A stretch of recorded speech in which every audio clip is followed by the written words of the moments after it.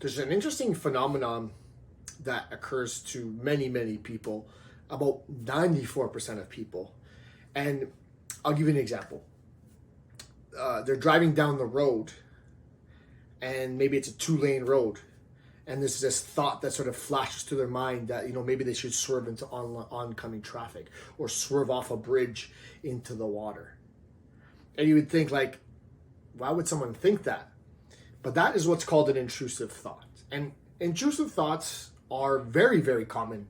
94% of people experience intrusive thoughts. And sometimes it's as simple as, eat something you shouldn't be eating, hurt someone that you love, do something that might hurt yourself. And just these flashes of almost mental dialogue that occur.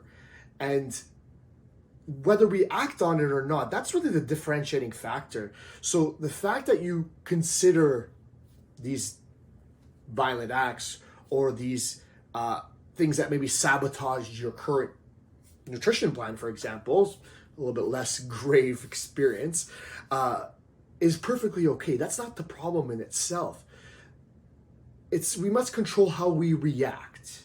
We must consider how we engage with our inner conversation. It's perfectly normal to have these thoughts and this internal dialogue.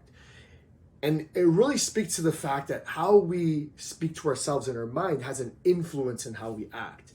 And it would seem that the theory is that the stronger feeling we have, the stronger sensations attached to the thought, the more likely it's to win this battle to come to consciousness. So maybe sometimes the graver the experience, the more likely it's the most emotional attachment you have to it, the more likely it's going to pop into your mind. And this is sometimes why the voice to quit is so loud. You're maybe in the middle of a run and your body keeps telling you, stop. This is too much. That devil and angel on your shoulder experience I've talked about a few years back, right? But it's the fact that you do not give in to this voice that really makes the differentiation, right?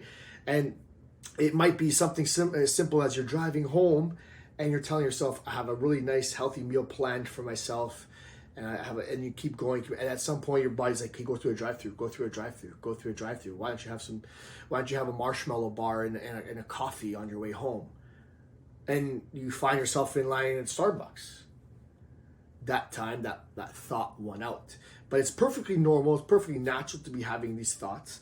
Don't disparage yourself. Don't think negatively about yourself. Don't consider yourself weak. It is normal. And now that we've accepted it to be normal, we have to control how we react. We have to decide how we engage with these thoughts. And there's a few strategies that we can utilize, right? Make that inner voice exterior. Imagine somebody else was saying that to you. How would you react? How would you experience that? What would your reaction be if that person was telling you, hey, you should stop by a drive-through and have a marshmallow bar on the way home? You'd be like, no, I have a goal in mind. Why would I do that? Or you say the thought out loud, maybe I should go through a drive-through. And sometimes just hearing yourself say it, you're like, yeah, that's actually not a good idea. Why would I even want to do that? And there's ways that you can speak to yourself that are both positive and negative. Negative, like, you should never do that. What's wrong with you? Or like, hey, you should really push yourself to go for a walk. The positive or negative way you speak to yourself, there are certain situations that lend themselves to one versus the other. Seems to be short situations really work. Negative self-talk helps. Longer positive is probably a little bit better. But you need to choose what works for you. Everyone's a little bit different in terms of what motivates them. Consider the best friend rule. Like, how would you speak to your best friend? Is that the same way you're speaking to yourself? You guys have heard that rule before. And always direct your attention to what you want, not what you don't want. When I say don't think of a polar bear right now, the first thought that comes to your mind is a polar bear, regardless of the fact that I said don't. So instead, think about moving towards something. Direct your attention to what you want to do. Go for a run, not don't sit on the couch. You see the difference? Go for a run, don't sit on the couch. Your body will say, sit on the couch. That's the way your brain reads that. And the final thing to do is to ask yourself, is my voice being fair? Is your voice being fair? If it is, maybe you can listen to it. If not, you can just brush it aside and bring up the right way to speak to yourself, as we talked about in this strategy. So the fact that you have intrusive thoughts is perfectly normal.